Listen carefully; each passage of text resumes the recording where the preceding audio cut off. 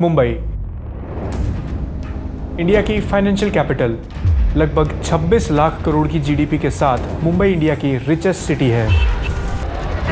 British era से सी trade का hub बनी मुंबई सिटी इंडिपेंडेंस के बाद भी सबसे ज़्यादा तेज़ी से डेवलप होने वाली सिटी है।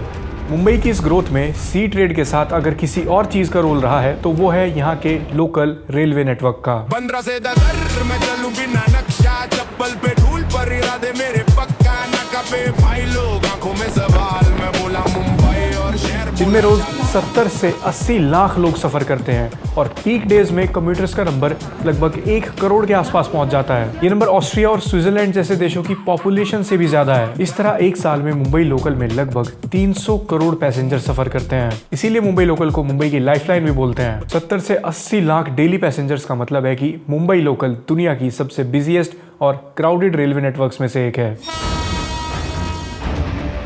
यहाँ पीक आवर्स पे स्टेशन के अंदर इतनी भीड़ होती है कि ट्रेन में चढ़ने के लिए पैसेंजर के पास सिर्फ 4 सेकंड का समय होगा।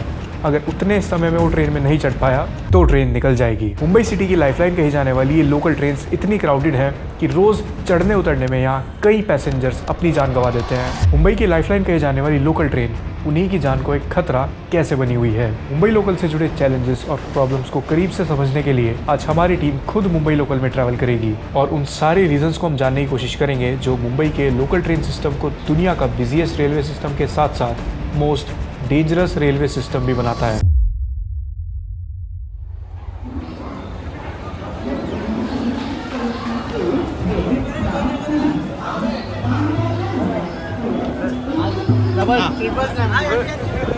कुछ बोलो तो आज उसका मूड नहीं है। अच्छा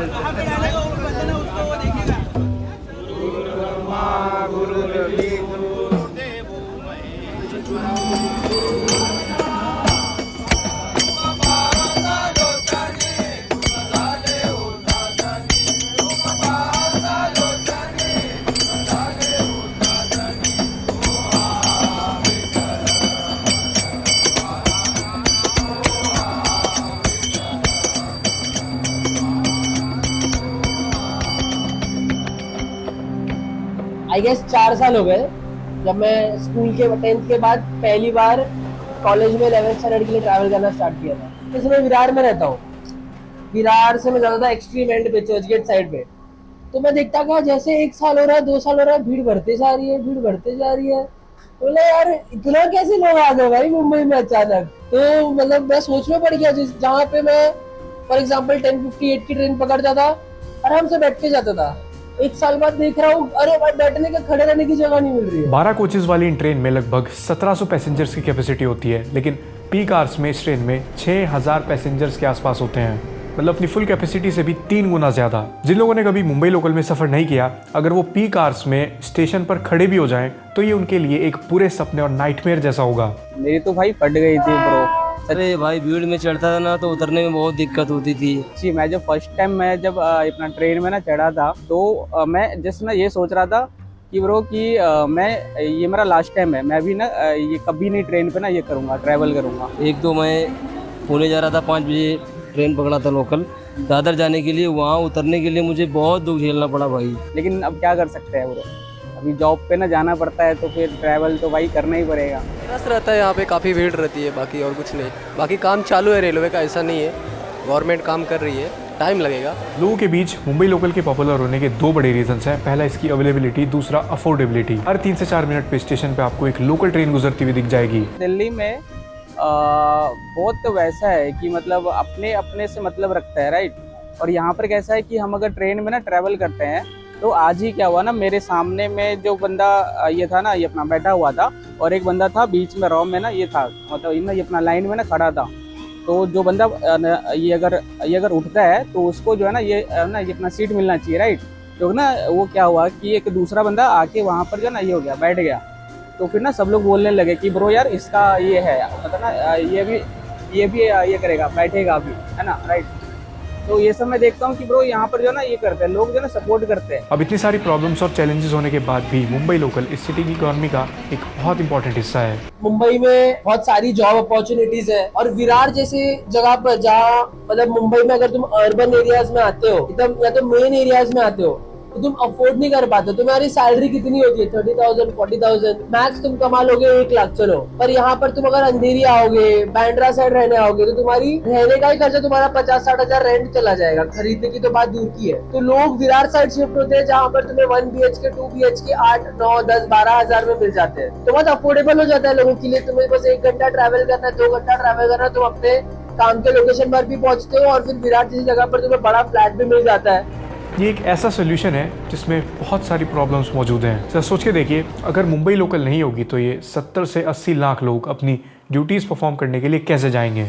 3 फरवरी 1925 को कुर्ला हार्बर स्टेशन से मुंबई लोकल की शुरुआत हुई थी। ये इंडिया की पहली इलेक्ट्रिक ट्रेन थी। बॉम्बे वीटी से कुर्ला तक सबसे पहले ये 16 किलोमीटर के पैच पे चलना शुरू हुई। उस वक्त इन इलेक्ट्रिक ट्रेन ने काफी चीजें बदली। सबसे पहले स्टीम इंजन से 3 गुना ज्यादा फास्ट थे और स्टीम लोकोस का डेली मेंटेनेंस काफी हाई था, बट इलेक्ट्रिक ट्रेन के साथ वो प्रॉब्लम भी नहीं थी। इन्हें 16 से 18 घंटे कंटिन्यूसली चलाया जा सकता था। तो इन सभी फैक्टर्स की वजह से एक प्रॉपर मास ट्रांजिट पॉसिबल हो पाया। अब 1940s तक ग्रेटर मुंबई की पॉपुलेशन 18 लाख थी, तो ट्रेन नेटवर्क भी पॉपुलेशन के साथ धीरे धीरे एक्सपैंड करना शुरू कर गया। लेकिन मुंबई अभी भी ज्यादातर एक पोर्ट एंड मिल सिटी थी। ज्यादातर लोग अभी बाइकुला, परेल और लाल बाग में रहा करते थे, मिल के पास, और मिल आइलैंड सिटी में था। आफ्टर 1947 पोस्ट इंडिपेंडेंस चीजें चेंज होनी शुरू हुई। लाखों रेफ्यूजीज मुंबई आए और सिर्फ 10 सालों में मुंबई की पॉपुलेशन ने 10 लाख का जंप मारा। 41 में 18 लाख और 1951 में लगभग 30 लाख लोग। 1991 तक मुंबई की पॉपुलेशन 1 करोड़ तक चली गई, क्योंकि मुंबई में काम करने के लिए हर स्टेट से लोग आने लगे। बिहार, उत्तर प्रदेश, केरला, तमिलनाडु। इस पॉपुलेशन के लिए अब आइलैंड सिटी में जगह नहीं बची थी,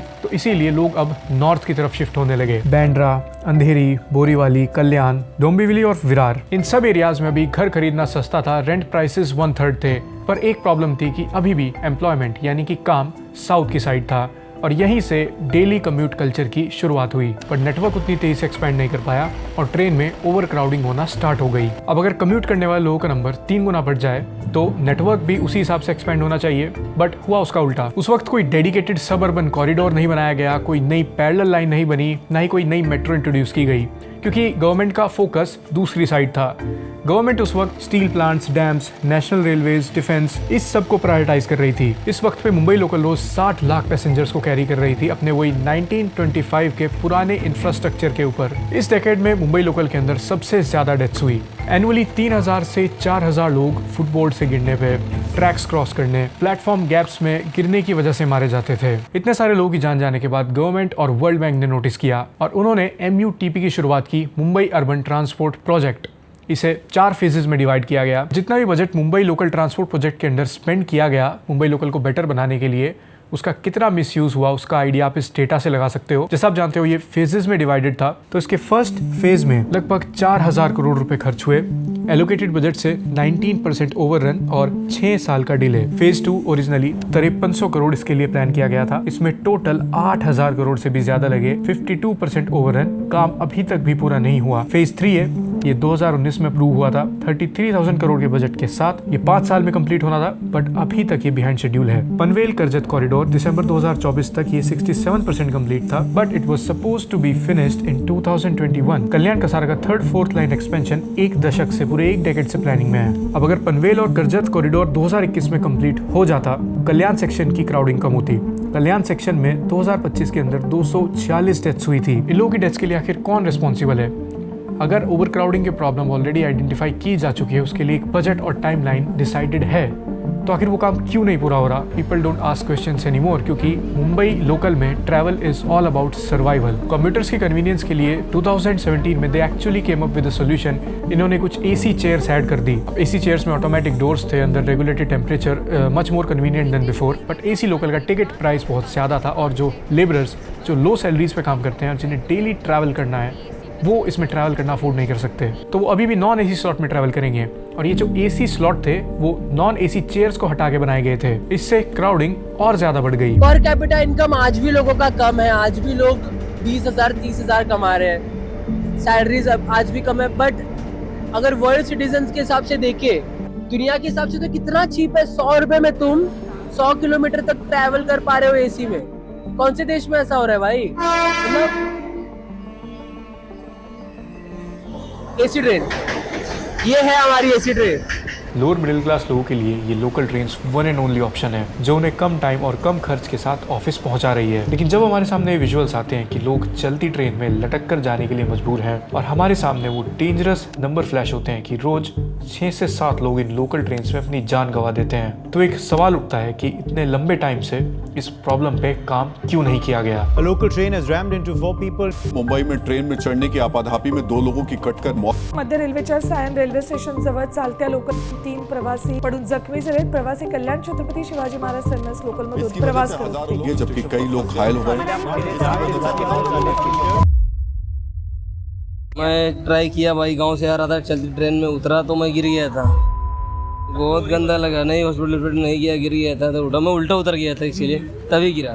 जान जाने के बाद दोबारा नहीं आती है ट्रेन, तो मिनटों से घंटों में आती जाती रहती है। मुंबई लोकल की सीवियर ओवरक्राउडिंग और ट्रेन से गिरने की वजह से रोज लगभग 7 पैसेंजर्स की डेथ हो जाती है। साल 2025 में 2287 लोगों ने मुंबई लोकल की वजह से अपनी जान गंवाई। पिछले 20 सालों में 51,000 लोगों ने मुंबई लोकल की वजह से अपनी जान खोई है। 20 सालों में 51,000 लोगों की डेथ, वो भी सिर्फ एक सिटी की लोकल ट्रेन में। ये नंबर्स अपने आप में बता रहे हैं कि मुंबई लोकल में सफर करना कितना डेंजरस है। तो गवर्नमेंट जानेगा ना, गवर्नमेंट जानेगा ना, कैसे गवर्नमेंट ना जानेगा उसका हाल। ज़्यादा से ज़्यादा लोकल बढ़ानी पड़ेगी, इसके बाद स्टेशन का काम चालू ही है। लोग ना बहुत ट्रेन को, रेलवेज को कोसते हैं कि कुछ कर नहीं रही है रेलवेज, कुछ कर नहीं रही है, लेकिन तुम अगर रेलवेज के स्टैट्स देखो, जितना कमाती है उतना तो उनका एक्सपेंडिचर चला जाता है। बहुत मिनिमम 5 to 10% शायद बचता है, if I may be wrong। इतना बचता तो इतना में कितना ही प्रोग्रेस करेंगे। उसमें भी गवर्नमेंट ट्राई कर रही है नए एसी ट्रेन। गवर्नमेंट क्या करेगी उसमें भाई, में तो पब्लिक का काम है, पब्लिक अपना खुद को समझे कि रिस्क नहीं ले, बस वही चीज़। 2025 में 1063 लोगों की मौत ट्रैक क्रॉस करते हुए हुई थी क्योंकि ओवर ब्रिजेस की कमी है, और अगर है भी तो ओवर ब्रिजेस बहुत लंबी डिस्टेंसेस पे हैं तो लोग शॉर्टकट चूज करते हैं। और 390 किलोमीटर के पूरे नेटवर्क पे आज तक भी फेंसिंग नहीं है। अब चाहे लंदन अंडरग्राउंड या टोक्यो मेट्रो, कोई भी रेलवे सिस्टम देख लो, 80% स्टेशंस पे आपको फेंसिंग दिखेगी। लेकिन मुंबई में पूरा प्लेटफॉर्म खुला है और Tokyo metro almost same scale पे ऑपरेट करती है। टोक्यो में लगभग 80 लाख लोग डेली सफ़र करते हैं, यानी दोनों ही शहरों में ट्रैवलर्स का नंबर ऑलमोस्ट सेम है, बट डेथ्स का नंबर को अगर कंपेयर किया जाए तो टोक्यो में वो सिंगल डिजिट्स में है और मुंबई मेट्रो में एक साल के अंदर लगभग 2300 डेथ्स। लेकिन अगर स्टेशन पे हर 3-4 मिनट पे ऑलरेडी ट्रेन चल रही हैं तो इससे ज़्यादा ट्रेन चलाना तो पॉसिबल नहीं है, क्योंकि मुंबई लोकल ट्रैक्स पे ऑलरेडी मैक्सिमम कैपेसिटी के साथ चल रही हैं। तो अगर नंबर ऑफ ट्रेन को बढ़ाने के बारे में सोचा जाए तो उसके लिए एक पूरा नया नेटवर्क बनाना पड़ेगा। अब यहाँ बात प्रायोरिटी की है। आप जानते होंगे कि अहमदाबाद से मुंबई के बीच में एक बुलेट ट्रेन कॉरिडोर बन रहा है। इसका बजट है 1,08,000 करोड़ रुपए और ये एक सिंगल लाइन है जो 2 शहरों को कनेक्ट करेगी, मुंबई एंड अहमदाबाद। और मुंबई लोकल में पिछले 22 सालों में कितनी इन्वेस्टमेंट की गई है? 60,000 करोड़ रुपए। यानी जिस ट्रेन में डेली बेसिस पे 75 लाख से 90 लाख लोग, ऑलमोस्ट 1 करोड़ लोग ट्रैवल करते हैं, उससे दुगना पैसा इस एक सिंगल लाइन पे खर्चा जा रहा है। Well, this is the problem in India. हम फंडामेंटल्स मिस करके बहुत जल्दी मॉडर्नाइजेशन के सपने बेचने लगते हैं। सेम चीज़ स्मार्ट सिटीज़ के साथ हुई थी। हवा, पानी, जो बेसिक फंडामेंटल्स हैं अब तक भी शहरों में वो फिक्स नहीं किए गए, लोग उससे वंचित हैं, बट स्मार्ट सिटी के सपने को बेच दिया गया। सिमिलर सिचुएशन यहाँ भी है। जब भी सिंगल लाइन पे बुलेट ट्रेन चालू होगी तो सरकार के लिए इसे एडवर्टाइज करना बहुत आसान होगा। सोशल मीडिया और न्यूज़ चैनल पे इट विल लुक गुड। लोग शायद इस एफर्ट को इस तरह भी रिकॉग्नाइज करें कि गवर्नमेंट ने देश को जापान की तरह बनाने की कोशिश की थी। बुलेट ट्रेन को मार्केट करना बहुत आसान है। And on the other hand, Mumbai local में लोग रोज इस तरह से ट्रैवल करने से यूज्ड टू हो चुके हैं। They don't want convenience anymore. अब 1951 में रोज मुंबई लोकल में अराउंड 29 करोड़ पैसेंजर्स ट्रैवल किया करते थे और अब 2025 में 280-290 करोड़ पैसेंजर्स ट्रैवल करते हैं। यानी पैसेंजर लोड 9 से 10 गुना बढ़ गया। तो ट्रेन कैपेसिटी भी उतनी बढ़नी चाहिए थी, बट एक्चुअल में जो ट्रेन कैपेसिटी इंक्रीज हुई वो हुई लगभग 3 गुना के आसपास, या 4 टाइम्स बोल लो। पहले पर डे 741 ट्रेन चलती थी और अब लगभग 3200 ट्रेन। हर स्क्वायर मीटर पे 14 से 16 लोग खड़े होते हैं। और इंडियन रेलवे ने इस सिचुएशन के लिए एक स्पेशल टर्म भी बनाई है, सुपर डेंस क्रश लोड। मतलब अगर आपको अपने पैसेंजर को डिफाइन करने के लिए क्रश टर्म का यूज करना पड़े तो थिंग्स आर सीरियस। क्यों भाई, तुम्हारे बंबई में सब बहरे बसते हैं क्या? बंबई में सब बहरे बसते हैं क्या? बहरे भी और अंधे भी। बट एनीवेज, इतनी बड़ी इकोनॉमी है, इतने ज्यादा लोग हैं, दुनिया की सबसे हाईली पॉपुलेटेड कंट्री है, तो प्रोग्रेस तो स्लो होगा ही, बट प्रोग्रेस तो होते रहना चाहिए और वो हो रहा है, दिखाई दे रहा है, भले ही स्लो हो बट हो रहा है। तुम कोई भी नशे कर रहे हो लेकिन मुंबई से बड़ा कोई नशा है नहीं। तुम एक बार मुंबई आ गए और मुंबई ने तुम्हें अपना लिया, फिर तुमसे मुंबई नहीं छूट रहा। ये ऐसा शहर है जो तुम्हें भागने में मजबूर करता है। तुम आम इंसान को देखोगे वो अपनी नॉर्मल स्पीड से 4-5 किलोमीटर फास्ट रहता है, पता नहीं क्यों।